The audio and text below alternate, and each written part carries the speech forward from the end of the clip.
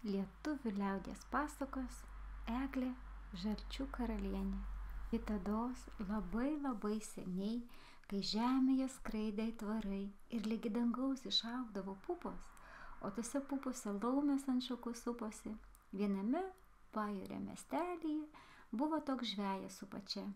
Nieko jie dviem netruko, nei rūkyto ungurio, nei kepto kilbuko. Tad abu sveiki ir drūti, didžioj santarvėj gyveno ir šiltai krosnis kūreno. Ir susilaukė jie 12 sūnų, vienas už kitą tvirtesnių, ir 3 dukrelių, vieną už kitą dailesnių. O už vis dailiausia, meiliausia buvo jaunesnioji vardu Eglė. Kartą įsirašė sesės prie jūros maudytis, nusivilko drabužius, pasidėjo ant smėlėto kranto ir šokinėja tarp bangų. Vakarop jau likaitų namo, ogi žiūri, Eglės marškiniuose žaltys susirangęs ir dar koks didžiulis, storulis, ratilais, vingilais vingiuotas, žybančio auksu karūnuotas. Na sesės tu rėkt, spiegt, žaltį šalin varyt, bet tasai tik galvą kinkuoja, į šalis linguoja. Tuomet pati jaunesnioji Eglutė pradėjo gražumu prašyti. Želvuk, ranguoliuk, jūrų motės pabroliuk, tau jūros maras, man kitos galios, atiduok marškinius, prašau. Egi žaltys nekrust, ani iš vietos, tik įsmigėja savo žalias akis ir sako žmogaus balsu. Tekėk už manęs, tai pasitrauksiu. Sutriko Eglė, kur tai regėta už žalčio tekėti, bet ir nuogai žmonės juk neisi, o žaltys vis savo, duok žodį. Ir aš atiduodu tau marškinius. Duok žodį, Eglė, kad tekėsi už manęs. Ką darysi, Eglė? Ėmė ir pažadėjo žalčiui, kad tekės už jo.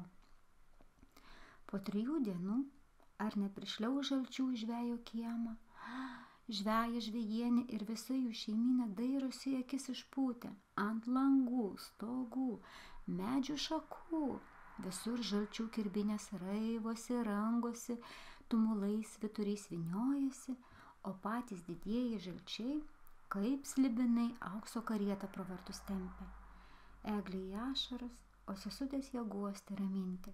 Neverk, Eglute, neraudok, mes tave iš vargo vaduosim, bjauriems šliužams išvežti tavęs neduosim. Paslėpė sesės Eglės virne, o žalčių karieton patupdė vištą, baltai padabinta. Žalčiai vištai nusilenkė iki žemės ir veža. Privažiavo kryžkelę, o ten labai didžiulis ąžuolas 5 šakomis dangų remia, o ant 6 kranklys snapai į šaką valosi. Kad užkrankstas kranklys, net ąžuolo šakos sulinko. Kran, ką čia vežat pragaran?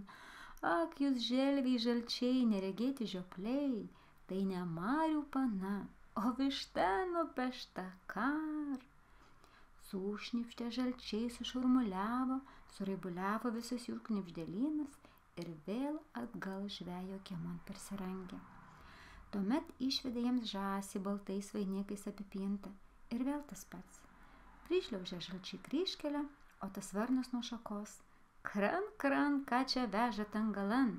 Tai ne marių mergelė, o girkūnė žąselė. Kar. Šliūžu, brūžu, žalčiai atgal žvejo sodybą.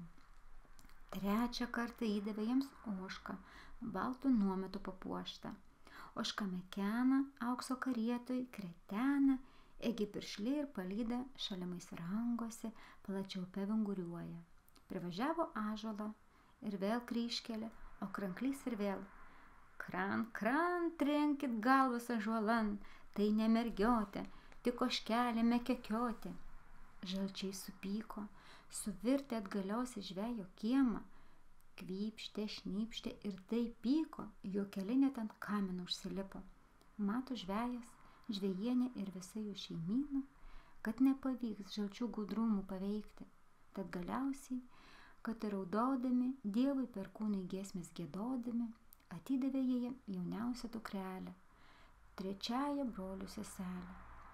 Baisiai nusiminusi sėdo į žalčių karieton ir graudžiai verkdama važiavo lygi pat jūros. Pakrantėje žalčiai apsivijo karietą didžiuliu gyvų kamuoliu ir nusirito su ją per bangas, kol atsidūrė prie baltai švytinčių rūmų. Pramerkė Eglė užverktas akis ir iš nuostabos net rankom suplojo. Bokštų bokštai, vienas per kitą aukštesni, kyla tarp jų plačiausi langai, geltonais gintarais mirguliuoja, o prie aukso vartų jos laukia dailus jaunikaitis. Apkabino jis Eglužę, meiliai priglaudė ir pasisakė esąs tas pats žaltys, kuris buvo į jos marškinius įlindęs. Dar jis pasisakė esąs karalaitis, vardu Žilvinas, ir pažadėjo, kad jai nieko niekada netrūks. Netrukus buvo iškeltos pačios gražiausios, puikiausios vestuvės. 3 mėnesius, 3 savaitės ir 3 dienas truko puota. Suplaukė marios garbiausių svečių, sunešė kalnus neregėtų, negirdėtų dovanų, brangiausių turtų ir vis lenkėsi Eglei, vadino ją karalienė. Nuo tiek dovanų, nuo tiek gražių žodžių, paprastai žvejo dukrai susisuko net galva. O kai Žilvino rūmuose išties visko buvo pilna, o jis pats meilus ir lepšnus, ilgainiui jie primo, pralinksmėjo ir pagaliau visai užmiršo, iš kur esanti ir kaip čia patekusi. Šviesios meilės ir džiaugsmo kupinos bėgo dienos Žalčių karalystėje. Laimingi ir vienas kitų patenkinti gyveno Eglė ir Žilvinas. Taip besidžiaugiant praėjo 9 metai. Per tą laiką jiedu susilaukė 3 sūnų – Ąžuolo, Uosio ir Beržo ir vienos nuostabios dukrelės vardu Drebulė. Ji buvo pati mažiausia ir pati jauniausia. Kartą vaikams po rūmus menės bekrykštaujant, vyresnėlis Ąžuolas pripuolė prie Eglės, apkabino rankomis jos kelius ir žvelgdamas tiesiai akis tyliai paklausė: Mama, mamyte, o kur gyvena tavieji tėveliai? Ėmė kada nors jų aplankyti. Baisus skausmas dūrė Eglei širdin. Vaje, kaip ilgai ji išbuvo tartum apsvaigusi, apkvaitusi. Senus tėvelius, mielus brolius ir seseris jinai pamiršo. Ir parūpo, panūdo, kaip jiems ten pamary sekasi, ar sveiki, ar gyvi, o gal jau seniai visi mirė. Užsiplėskė Eglė širdis didžiu troškimu pamatyti gentis ir giminės, tad pradėjo prašyti vyro išleidžiamą tėviškin, savų aplankyti. Iš pradžių Žilvinas nei girdėti nenorėjo tokio dalyko. Ar tau čia negerai, Eglė? Ar aš to nemielas? Vis klausė nustebęs vyras. Žinok, Eglė, kad grįžusi žemėn gali ir manęs, ir šio gyvenimo netekti. Prikando lūpą Eglė. Gera buvo jai Žalčių karalystėj ir Žilvinas už vis pasaulį mieliausias, tačiau gimtinės ilgesys nei dieną, nei naktį nebedavė jai ramybės. Ėmė ji ko nebeperstojęs zysti maldauti. Sakė norinti akies kraštelių tėviškę pamatyti, senoliams tėveliams į kojas nusilenkti, vaikučius parodyti. Tai skundėsi, nes iš šitiek metų nėra regėjusi savųjų ir be galo be krašto jų pasiilgo. Galiausiai Žilvinas jai pasakė: Gerai, mano brangioji žmonelė, tu galėsi keliauti, bet pirmiausia suverk štai šitą šilkų kuodelį. Eglė mikli verpėja, tik nusijuokė ir dainuodama kibo į darbą. Verpė dieną, 2, kelias dienas, blizgino ratelį, o šilkų kuokštas kaip buvęs, taip ir buvęs. Kur eit, ką daryti, nes Eglė suprato, kad jisai yra užkerėtas ir verpimui nei bus nei pradžios, nei galo.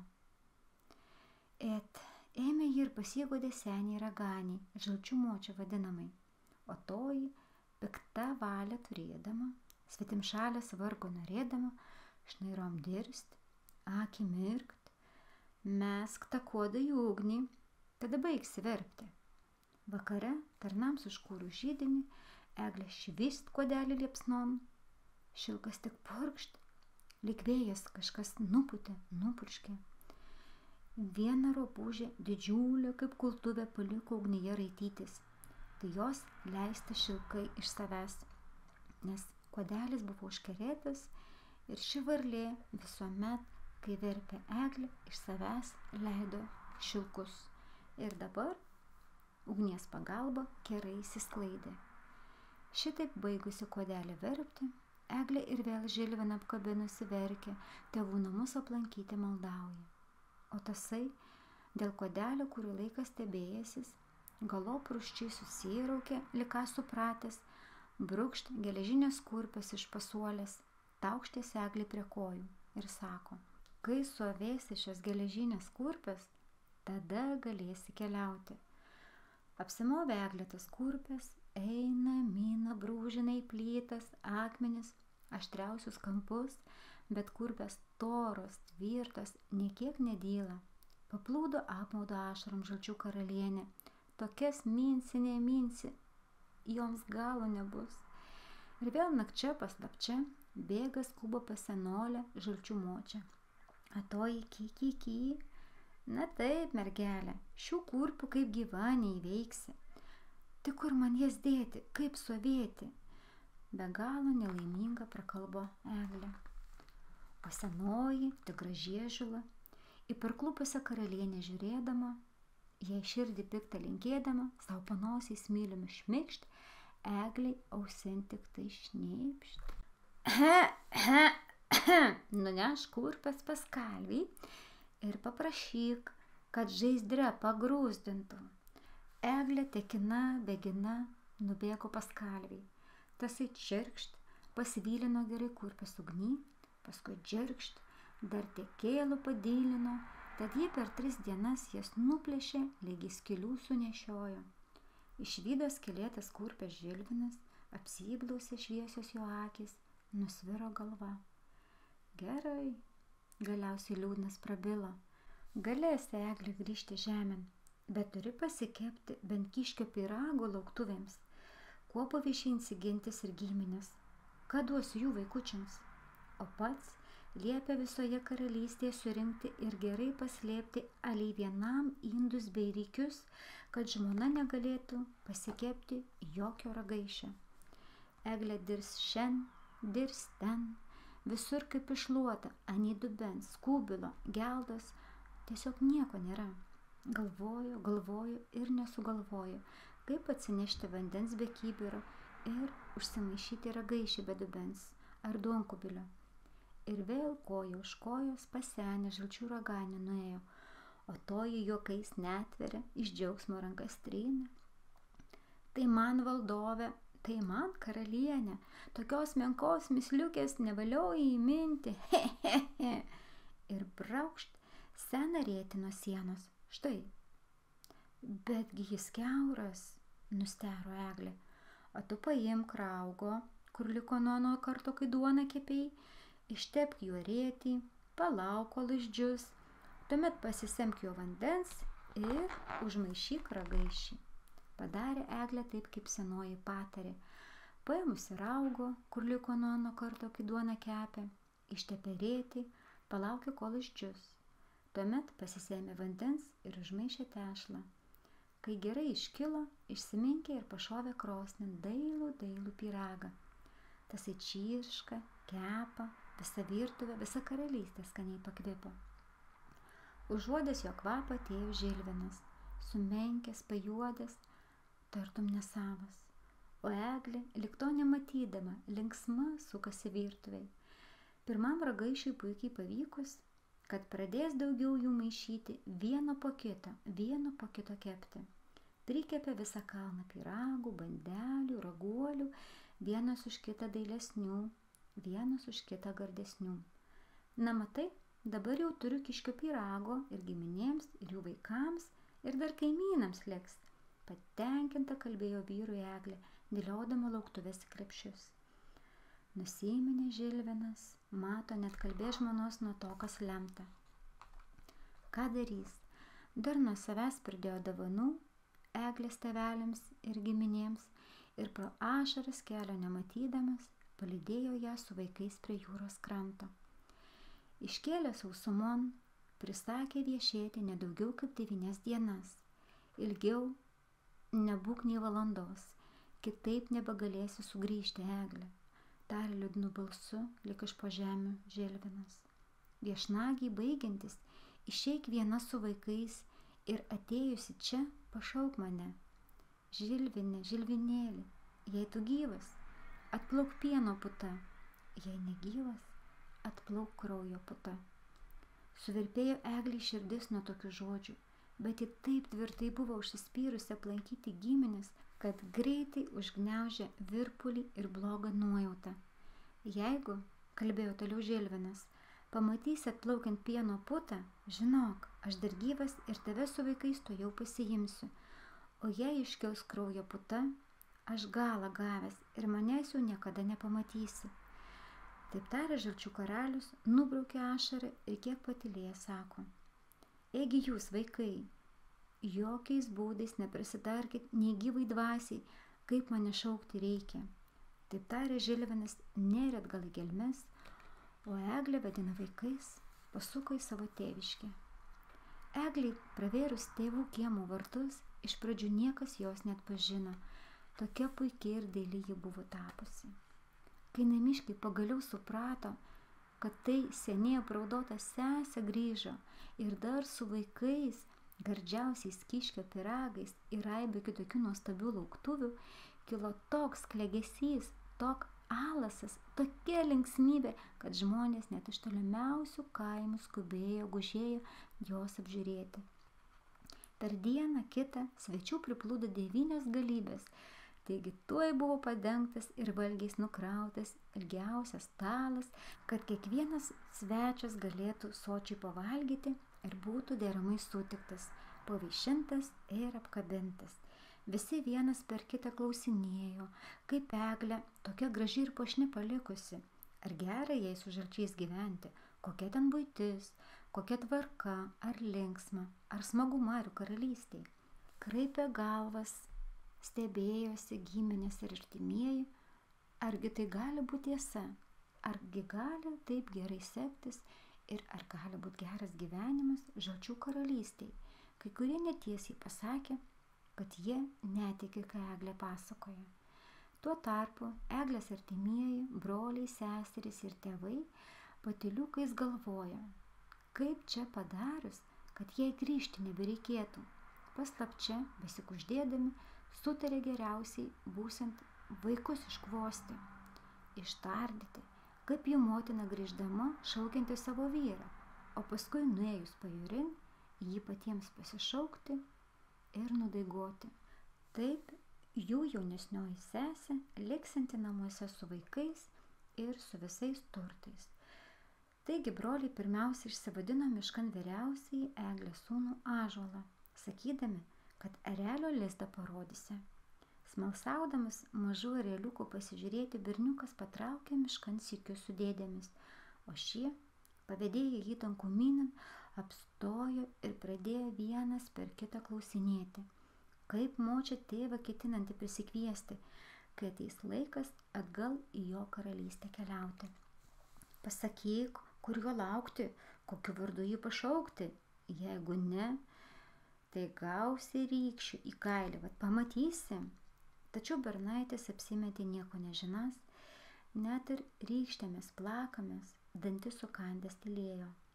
Galiausiai sumuštą ir įbaugintą vaiką dėdės drūtom virvėm surišo ir gale daržo po akėčiom pakišo. Tuomet nusiviliojo miškan vidurinėlį. Uosį, eime, tau lokio irštvą parodysim, tik narsuolis gali be baimės mešką pamatyti.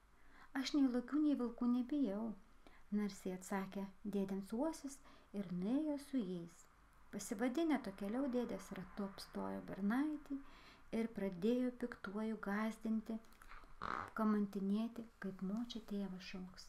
Pasakyk, kur jo laukti, kokiu vardu jį pašaukti, jeigu ne, kai užsimosim, tai gyvam kailį tau nudirsim. Tačiau uosis, kaip ir brolis Ąžuolas, lik vandens į burną prisisėmęs tylėjo ir smūgius ir grasinimus tylomis iškentėjo, kol galop virvėmis supančiotas greta brolio buvo paguldytas. Guli broliai, verkia, laukia, kas bus toliau. Nieko nepešę iš vyresniųjų sūnų, dėdės pristoja prie jaunylio beržo, Pažadėjo zuikių šventyklą parodyti. Nusivedė miškan ir rykštėmis plakdami įnyko tardyti. Pasakyk, kur jo laukti, kokiu vardu jį pašaukti. Jeigu ne, kai užsimosim, tai gyvam kailį nudirsim. Bet nepavyko jiems beržo prakalbinti. Ir mušamas, ir bauginamas, jis nė žodelio nepratarė. Taigi netrukus buvo nutemptas, surištas, prie vyresniųjų brolių paguldytas.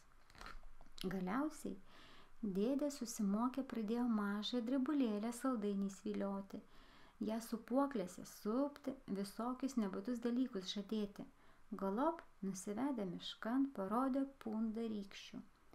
Pasakyk, kur jo laukti, kokiu vardu jį pašaukti. Jeigu ne, tai kai užsimosim, tau gyvai kailį nudirsim. Išsigando drebulė, pradėjo iš baimės lyg lapas virpėti ir galiausiai, čia į piktus dėdės, čia į rykštės besižiūrėdama, bematant viską išplepėjo. Prie kurios kopos nueiti, kaip stovėti ir kaip žilviną šaukti, kad jis atplauktų.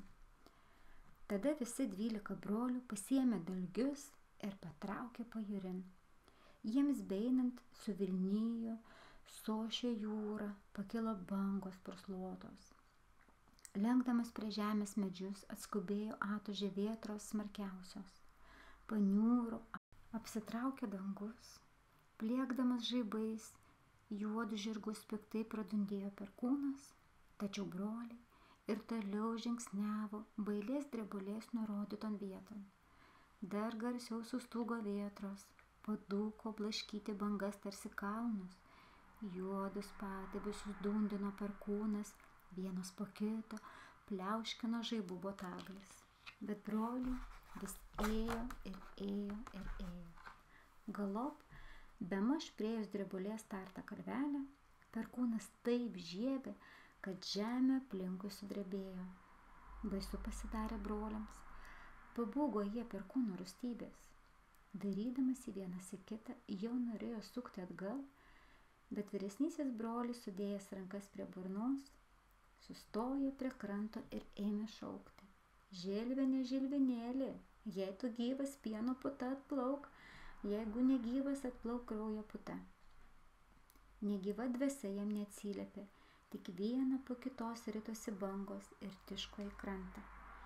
Tuomet visi broliai vienu balsu pradėjo žilviną šaukti.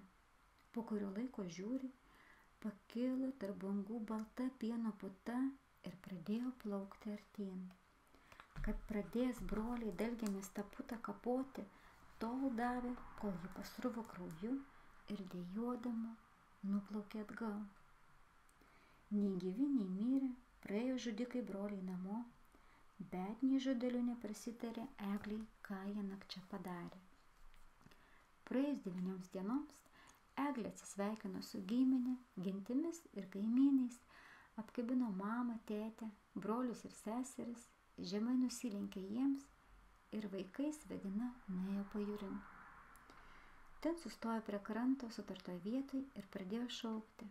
Žilvinė, žilvinėlį, jei tu gyvas, atplauk pieno puta, jei negyvas, atplauk raudona kraujo puta. Suribėjo, sujudo jūra ir iš padugno pradėjo plaukti raudona kraujo puta. Ištiškusi į krantą prie jų kojų, ji prabilo. Likit sveiki, mano brangus vaikai, lik sveika, mieliausioji Eglė. Jau daugiau aš jūsų nebepamatysiu niekada. Pražuvo mano galvelė, srūva krauju širdelė. Tavo 12 brolių klasta manęs nudaigojo, dalgiais nakčia užkapojo. Dar kiek paliuliavusi, kruvinoji puta kartu su banga atsiduso ir prasmego į jūros dugną. Kad pradėjo Eglė raudoti, vaikai klykti, aimanuoti, verkė ašaras liejo, mieliausio vyro ir tėvelio gailėjo. Ak, mano vyreli mieliausias, brangusis žilvinėli, kam palikai mane jauną baltasai dobilėlį. Nei šiaurūs vėjeliai siautė, nei skaudus lietutis skriaudė, tik pikti žmonės palaužė mano žolėlį. paskynė mano vyrelį, žalią jų varėlį, pražudė mano didį turtelį, pačiam gražumėlį, pačiam jaunimėlį. O mano širdelė, mano sakalėlį, palieki mane dideliam vargelį. O kur aš eisiu vargšė našlaitė, kur prisiglausiu su mažais vaikeliais? Po kurio laiko, tartum pristygusi ašarų, ūmai nuščiuvo Eglė. Baisi mintis jai nusmelkė širdį. Šaukdama, rėkdama pradėjo purtyti vaikus, čia vieną, čia kitą, čia trečią. Kuris pasakėt, kuris išdavėt savo tėvą? Galop drepulė, pakukčiom, pakuždom suvapėjo. Tai aš, motulė, skaudžių rykščių pabūgau. Ir vėl graudžiomis ašaromis paplūdo Eglė ir gražydama rankas šitai pasakė drebulė, kad tu pavirstum į drebulę, kad tu drebėtum dieną naktelę, kad tau išpraustų lietus burnelę, kad iššukuotų vėjas tau galvelę. Paskui apkabinusi sūnus, taip jiems kalbėjo: stokit, sūneliai, tvirtais medeliais, o aš jūsų mamelė liksiuosi eglelė. Kaip ji pasakė, taip ir įvyko. Gailiai vaitodami, šiurpiai dejuodami, vaikai ir ji pati, bežiūrint pavirto medžiais, ir taip liko per amžius. Nuo to laiko ąžuolas, uosis ir beržas yra stipriausiai gėrių galiūnai, o drebulė ir šiandieną menkiausio vėjelio papučiama puola virpėti, drebėti. Visa tai dėl to, jo kadaise drebėjo prieš piktus savo dėdes ir išdavė tikrai savo tėvelį ir mamelę.